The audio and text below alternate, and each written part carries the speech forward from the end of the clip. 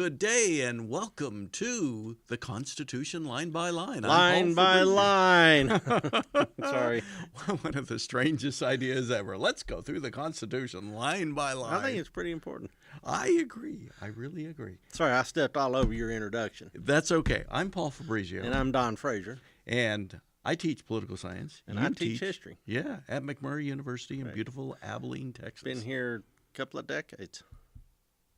Showing your age. I am. I'm pushing 3 decades. I thought of something. This is going out into the larger world, and we're going to look at it 10 years from now, and we're going to go, look how young we are. Wow. I wasn't nearly as jowly 10 years ago. Yeah.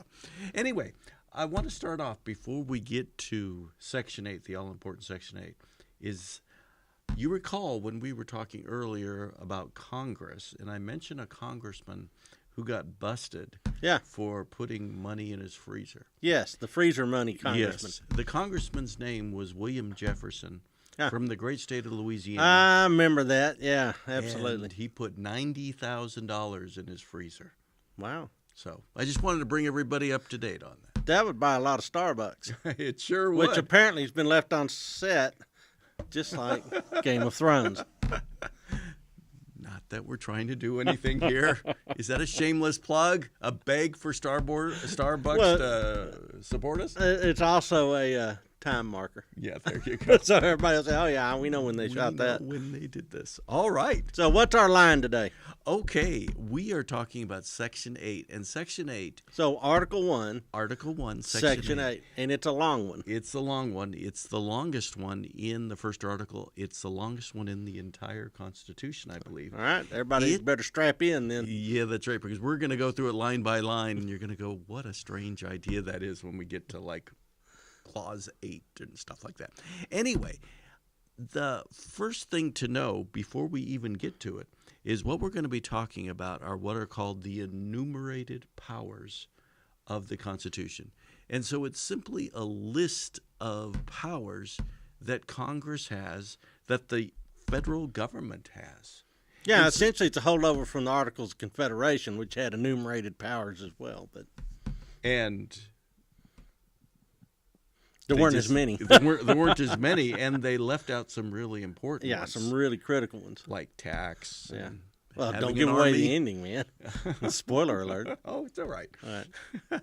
The framers knew what they were doing. They had to fix the Articles of Confederation with this. Yes. So when you look at what the job of the U.S. government is, it's all included in Article 1, Section 8. And so, you can have arguments about, does this power belong to the federal government or is it reserved to the state governments? Well, you're talking here about the enumerated powers. Sure. And so this is a really important part of the Constitution. So we ready for Clause 1? Clause 1, let's have it. And what do you think it's going to be about? What's the first power that Congress should have according to the Constitution? I'm going to guess it's probably something to do with taxation. Oh, you looked ahead, didn't you? No, I'm just thinking about money makes the world go around, so if you don't have access to scratch, geetus, cabbage, you're not going to get very far. That's true, and you're absolutely correct. So the first one, Clause 1, Congress shall have the power to lay and collect taxes, duties, imposts, and excises. Next, to pay the debts and provide for the common defense and general welfare of the United States. But all duties, imposts, and excises shall be uniform throughout the United States. So you can't tax South Carolina at a higher rate than you're taxing Massachusetts. Yes, and apparently that was an issue that they wanted to resolve with the Constitution. Well, and it was an issue that comes up inadvertently because certain duties and excises and taxes created a heavier burden on some sections of the country than it did others. So, for instance, if you have an import tariff on manufactured or manufacturing machinery or manufactured goods, this is going to benefit places that are trying to develop industry, but it will end up raising the prices for everybody that's not in the manufacturing industry. So while they are applied universally to the United States, they don't necessarily have the same Effect. effect. So, Do you have a specific example of that? yeah, I'm talking about all the tariffs that happened before the Civil War, and in particular the ones that had to do with import tariffs in the 1830s. That led to the nullification crisis, in which South Carolina basically said, you can pass these taxes, but we're not going to pay any attention to them. Mm-hmm. So that was one of the sort of big examples of when a region of the United States felt like it was being left out or excluded because of national policy. Mm-hmm. Now we see this resurrected again, not on a tax basis, although there's always going to be economic and financial implications to a bunch of legislation, but with the idea of sanctuary cities. In modern day. Yeah, in modern day. And so, I mean, this idea that we're going to apply all this stuff equally sounds great, but sometimes the effect is not always what we hope. A lesson learned. A lesson learned, and then we're continuing to learn. Do you think the framers, if they had the advantage of looking at 200 years of American history, would change this part of the Constitution and say we don't apply these uniformly? No, I think that was the correct language at the time, but I think that there's got to be some sort of elasticity. Whoa! That ends up. I brought some elastic for later on. Would you look at that? But there needs to be some way to address these unintended consequences. And this is something that I think we often forget. The wording in the Constitution was designed to fix a problem. Correct. A problem that was very 1780s in its feel. It led to subsequent problems that nobody thought of. Correct. And so what is the remedy to fix those problems? And the reality is there's a whole bunch of ways today to fix those problems through changes in the tax code, changes in how rules are applied, all that sort of thing, waivers that can be given to states by various federal agencies. So there's ways to fix it. But again, when you do something to affect everybody, there's always consequences, some of them unintended consequences. Well, and the thing, too, is that the guys that are framing this document are trying to ride herd over a remarkably diverse population. Right. These guys, a lot of times people say, well, they're all just a bunch of old white men. Well, hate to break it to you, but there's lots of varieties of old white men. I mean, there's German old white men, there's Irish old white men, there's lots of variations, lots of economic pursuits. There's a lot of things that you're trying to throw into one great big bag and make work. And we don't have a tribal common identity. Right. And everybody came to this continent from Europe with various motivations that were sometimes in competition or even at odds with the reason other people came to this continent.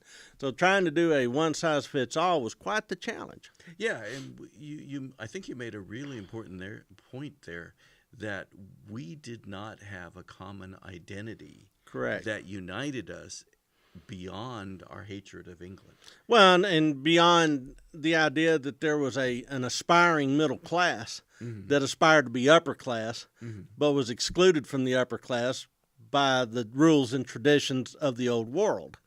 And, I tell my students all the time that the United States was settled by and large by people who were cranky. And they were cranky by, what they think their circumstances were in the old country. People just don't go trotting across the Atlantic for fun. Exactly. And so there's something that was pushing. And you think about that, and you can see that crankiness today in American politics. Oh, absolutely. We're still cranky. We're still cranky. And that really came home to me when I was in the town of Omagh in Northern Ireland. Okay. And I was at the Ulster American Folk Park.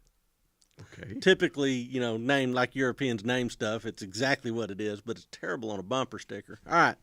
So what was interesting about this place was that it took you through a series of buildings that mimicked an immigrant's journey from Ulster to the U.S. Yes. But they also had a big research center there. And that research center revealed that there's about 20 people a day from Ulster coming to the United States for 200 years. Man. That's a big immigration. That's huge. By the time you start running the numbers, you're going, wow, that's a 20 large people a day? Correct. So drip, Wow. drip, drip, drip. And what's interesting is this journey that is mimicked in this park goes from the croft, the remote farmhouse, all the way to the port of Baltimore, and you end up in a western Pennsylvania cabin. They said one of the biggest challenges they had, by the way, was growing corn in Northern Ireland in order to make it look, like America. So, yeah, I bet that is a little tough. Anyhow, what was interesting about that is that people had enough money to go from their farms to the port, buy passage, and reestablish themselves. So we're not talking about the wretched, poor Irish potato famine immigrants. We're talking about people that were kind of second-class citizens within the British model. And they aspired to be the landowners, but the landowners were all British. Or they were all English. I mean, they were just straight up English. And so these Irish natives that had been very loyal to Great Britain all of a sudden felt that they were excluded. So they voted with their wallets and they left. And so that's pretty instructive. That said, that's why this clause is in there, is that, hey, Congress is going to raise taxes. Congress is going to manage taxes. Taxes are important. Yes. And that's what was missing from the Articles of Confederation. But this will be the root of so much controversy throughout the course of American history. But it firmly establishes the so-called power of the purse strings. Yes, it does, and that's a really important power that Congress has. It's the most important power. Would you mind defining what excise and duties and da-da-da-da? Excise taxes, my understanding, are taxes that are imposed on goods that come from other countries. The difference between them and duties, I'm not sure what it is. Because duties, my understanding, are also the same thing. The fees that you collect on goods that are coming to the United States. Imposts, to be honest, I'm not sure what they are. Interesting language, but these are essentially revenue-raising taxes. Exactly. These are not necessarily regulatory taxes, or they may be. Right. And I think that may be wrapped up in our definitions.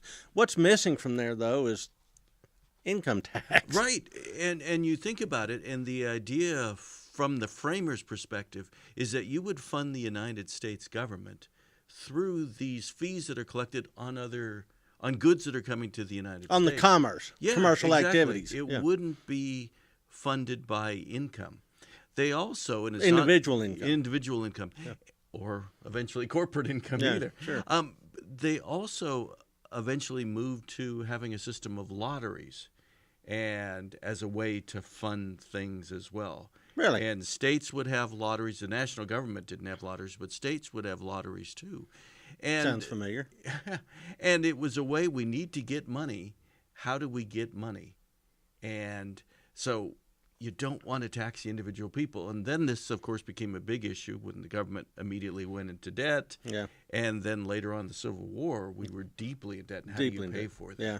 So, well, you end up floating paper, but that's a story for another day. Get to that. But and by the way, this goes to the 16th Amendment, which created the income tax, and we'll talk about that later. And there's no property tax per se. No sales tax. Yeah. So, interesting. How do you fund the government in these early days? They were really betting that all those heavily laden vessels coming in and out of their ports were going to do a lot of the heavy lifting. And one other thing, they didn't have great ambitions for what the government would be doing. Correct. And so they didn't anticipate they needed a ton of revenue. Correct. Okay. Because they came from places in the old country where the government did too much. Yes. And so they said, we want, a little bit of government, but not so much. Not too much. And that's why, by the way, you look at all the listing, the enumerated powers that we're going to go through, there's 17. That's it. That's it. I mean, you can define the government in one clause. I mean, one section of the Constitution. 17 articles. That's it. So that's our line? That's our line, okay? And I think the most important thing is the very first power they had, we're going to collect taxes. So be warned, everybody out there. That The is tax the job. man cometh. That's exactly right. And I think that's an important thing to think about when you think about the government. The government's going to collect your taxes. Death and taxes. Yeah, that's All right. right, we're going to look at Clause 2 when we come back.